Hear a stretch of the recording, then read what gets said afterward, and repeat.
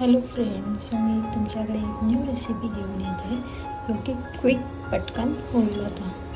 so इथे मी चपाती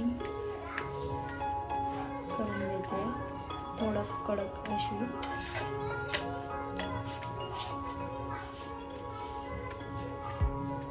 यामध्ये मी घेतलं आहे onion, tomato, mayonnaise, tomato ketchup,